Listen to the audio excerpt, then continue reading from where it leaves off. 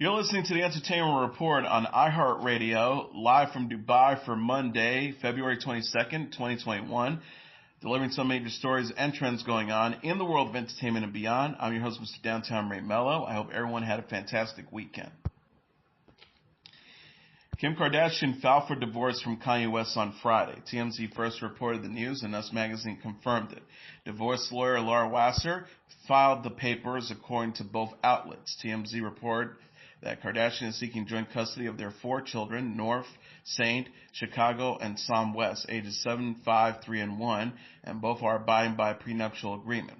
West proposed to Kardashian on October 21st, 2013 at the AT&T Park in San Francisco after dating since 2012. He hired a 50-piece orchestra and beamed the message, "Please marry me," on the Jumbotron. They married in May 2014 in a secret ceremony at Forte del Belvedere in Florence, Italy. The couple already made headlines for West's rap music career and Kardashian's reality TV and entrepreneurship celebrity. Kardashian also began legal aid work to help free death row inmates. In 2020, West announced his candidacy for president in the November election in July. Kardashian addressed West's bipolar diagnosis and asked for compassion as West expressed his thoughts publicly. West recently dropped a surprise EP, Emmanuel, on Christmas Day. The Kardashian family's reality series, Keeping Up with the Kardashians, ends its 20th season this year. Tom Hardy is set to star in Havoc, a Netflix film written, directed, and produced by Gareth Evans.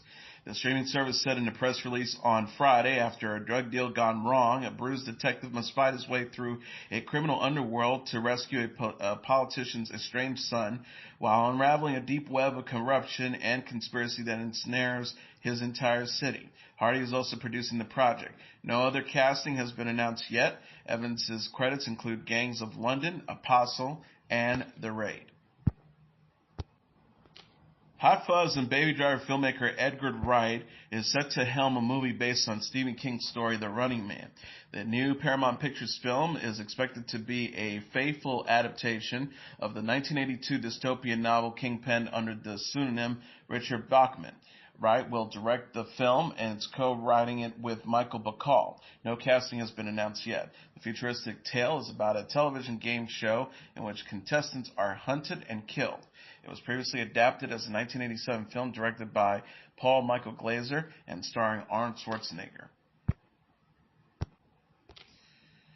The zombie apocalyptic film Army of the Dead is set to debut on Netflix on May 21st. Set in Las Vegas, the movie stars Dave Bautista, Ella Purnell, Omari Hardwick, Anna de la Regra, Theo Rossi, Matthias Schughofer, Nora Argenzender, Yukuri Sanada, Garrett Dillahunt, Tig Notaro, Raul Castillo, Huma Oreshi, Samantha Wynn, Richard Citroni, and Michael Cassidy. The story follows a group of mercenaries who take the ultimate gamble, venturing into the quarantine zone to pull off the greatest heist ever attempted. The press release said for the streaming service. The project was written and directed by Zack Snyder. The first teaser for the film is slated to premiere on Thursday. An Army of the Dead prequel, film, and anime series also is in the works on Netflix. This weekend's edition of Saturday Night Live opened with a sketch show showing pop star Britney Spears as a talk show host. SNL cast member Chloe Fineman played Spears in the segment, which has already gotten more than 500,000 views on YouTube.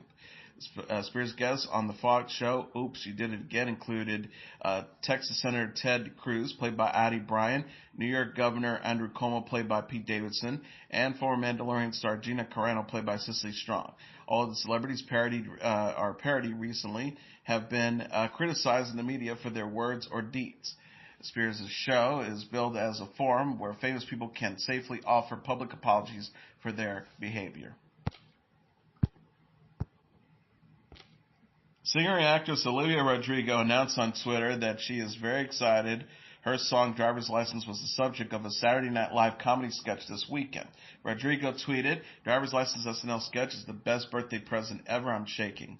Rodrigo turned 18 on Saturday. Guest hosts Reggie Page and SNL cast members Kenan Thompson, Beck Bennett, Pete Davidson, Alex Moffat, Mickey Day, Bill and Yang, and Kate McKinnon played trash-talking guys in a pool hall who bond over past heartbreaks when they hear Rodrigo's song. The segment ends with everyone singing emotionally along to the tune on the jukebox. In a related story, Bridgerton star Reggie Page joked about his new heartthrob status when he guest hosted Saturday Night Live this weekend. Page said in his monologue as the audience screamed and cheered, "You probably recognize me from Bridgerton, the show that made everyone text their moms to say, you know what, never mind, I don't think we should watch this together." He laughed. "It's a bit of a racy show because of the people may associate me with being this smoldering, sensual smoke show of a man, but I'm assure you I'm just a regular guy." Page then turned and looked directly into the camera as soft music started to play. He said in a sultry voice, "I'm here to show you a good time. I want us to have fun together, explore each other. Does that sound pleasing to you? So I bet you can tell from my accent that I am from Shondaland." SNL cast members Adi Bryant and Ego Woodim came out smiling and glamorously dressed as they nervously tell Page they are there to help him with anything he needs. Page says, "I've been getting a lot of this energy lately, but you can both relax. I'm nothing like my character, the Duke. I'm actually shy and emotional. It's hard to talk about myself because I just want to listen." Produced by Shonda Rhimes, Bridgerton is a romance drama series in the wealthy society of 19th century England. It debuted last year on Netflix. Page earned a SAG Award and nomination for his portrayal of Simon, the Duke of Winter Hastings. SNL lampooned the show with a sketch featuring Pete Davidson and Mickey Day as intimacy coordinators with a background in special effects and explosives who are attempting to set up a love scene between the Duke and Daphne, played by Chloe Fineman. The uncle and nephews crew members were called in after the usual co-workers were exposed to COVID-19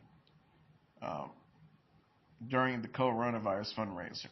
The newbies are kicked off after they wreak havoc with their suggestions on how the scene should be filmed, but also returned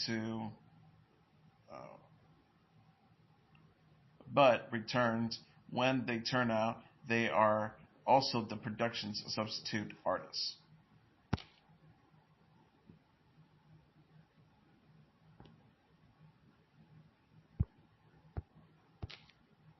Celebrity actor Nick Jonas is set to guest host the February 27th edition of Saturday Night Live, NBC announced. Jonas tweeted, "A dream come true, let's get it," at NBC SNL. See you February 27th. The entertainer will also provide the music for the episode. HBO Max said Friday it has ordered a new series called Subject to Change based on an original story from writer-director-producer J.J. Abrams. Jennifer Yale will be executive producer and showrunner on the series about, quote, a desperate college student who signs up for a clinical trial that begins with the wild, harrowing mind and reality-bending adventure. Yale was a producer on Legion and Outlander and a writer for Dexter. No casting has been announced for Subject to Change. Abrams said in a press release, it's been incredible fun weaving with this rather insane yarn with Jen, and I'm grateful to her and everyone at HBO for their opportunity to bring the story to life. Abrams' credits include Lovecraft Country, Westworld, Lost, Alias, the Star Trek, and Star Wars franchises.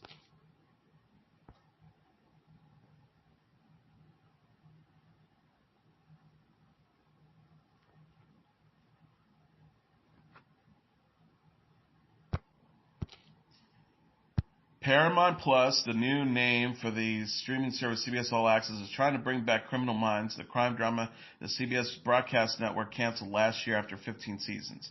Deadline, Variety, and Entertainment Weekly reported the revival news Friday. Showrunner and executive producer Erica Messer is set to return, but it is unclear if any of the cast members from the original series about FBI profilers will be back. The ensemble includes at various times Mandy Patinkin, Thomas Gibson, A.J. Cook, Shamar Moore, Paget Brewster, Joe Mantegna, Janine Triplehorn, Jennifer Love Hewitt, Aisha Tyler, and Adam Rodriguez. CBS Studios, Paramount Plus, and ABC Signature, which are all involved in the project, have not commented on the show's possible revival. Ella Travolta shared on Instagram a new family photo in honor of her father. John Travolta's 67th birthday. The photos she posted Friday showed her with the screen icon and her 10-year-old brother Ben. The trio are sitting together indoors and smiling. Ella21 said, "Happy birthday to the most incredible man I've ever known. You're not only the best dad ever, but you are also my best friend. Thank you for raising us, helping us, and loving us. And thank you for all of the good you do every day. The world is so lucky to have you, and so are we. I love you, Daddy. I had the best time celebrating your birthday with you yesterday." Ella and Ben's mom and John's wife, Kelly Preston, died of cancer last year. The actress was 57. Actress and filmmaker Ricki Lake has announced on Instagram that she is engaged to her boyfriend Ross Birmingham. The 52-year-old actress captioned Saturday's photo of her with her beau. "Friends, I'm so excited to share some good news. I'm engaged. This is Ross. He is my person. He is wonderful. I love him very much. And I'm so grateful I get to love and be loved so deeply by this stellar human. One next chapter is sure to be a good one." People.com said Lake and Birmingham have been dating for more than a year. Lake told the magazine, "Ross and I literally pinch ourselves that we have found each other at this time in our lives. Both of us, newly empty nesters, we feel as if we are kids again. We are filled with gratitude and joy for what it is to come." Lake was previously married to Rob Simon from 1994 to 2004. They have 2 adult sons together. She was also married to Christian Evans from 2012 to 2015. Lake is known for her roles in the films Crybaby, Hairspray, and Serial Mom. She also hosted the Ricki Lake Show from 1993 to 2004 and helmed the documentary The Business of Being Born.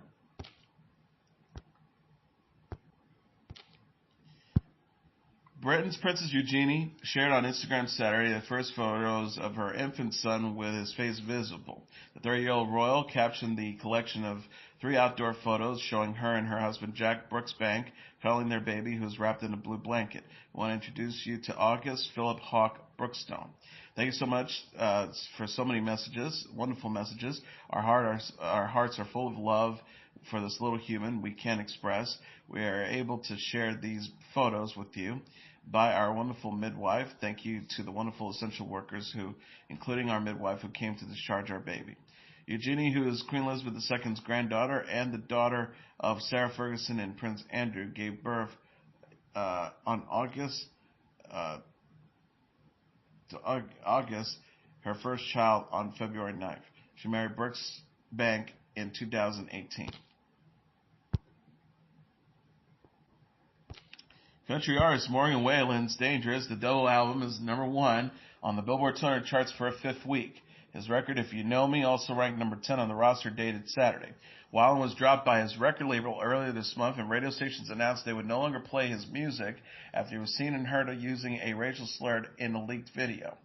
The Academy of Country Music said also that Whalen will no longer be eligible to be nominated for the 2021 ACM Awards. Whalen, who won the ACM Award for Best Couple,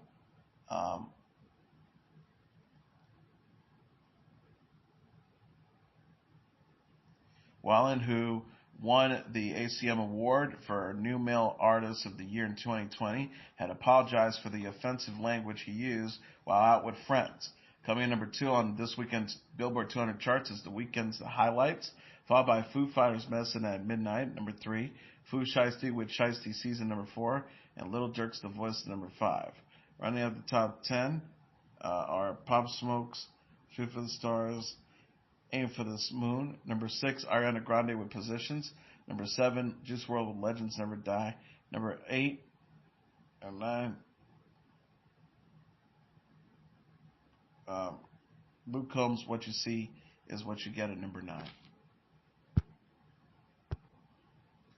And finally, The Croods, A New Age, is the #1 movie in North America this weekend for earning an additional $1.7 million in receipts, BoxOfficeMojo.com said on Sunday.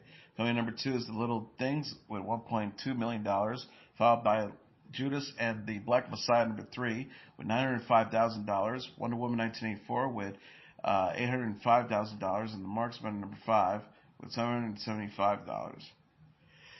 Right up the top tier are Monster Hunter, number 6, with $510,000, No Man Land, number 7, with $503,000, number 8, Land with $500,000. News of the World at number 9 with $245,000.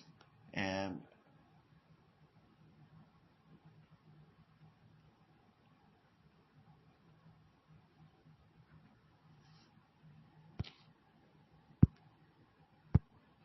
News of the World at number 9 with $245,000. And The War with Grandpa at number 10 with $224,000. Several of the films in the top 10 are also available on streaming or on pay-per-view home theater platforms as part of a strategy to appeal to a wider audience during the coronavirus pandemic. And that is your entertainment report for Monday, February 22nd, 2021. I'm your host, Mr. Downtown Maureen Melo. I'll be back tomorrow to deliver some major stories and trends going on in the world of entertainment and beyond. You can follow the show on Facebook, Twitter, or Instagram. Facebook.com/The Entertainment Report with Ray Melo. That's RYMELO. On Twitter at The Enter Report, or on Instagram at The Entertainment Report. You can listen to this episode or any previous episodes of The Entertainment Report anytime you want on iHeartRadio. Just go to iHeart.com or your iHeart phone app, search for The Entertainment Report, and it'll take you to the page. Good night, and God bless you all.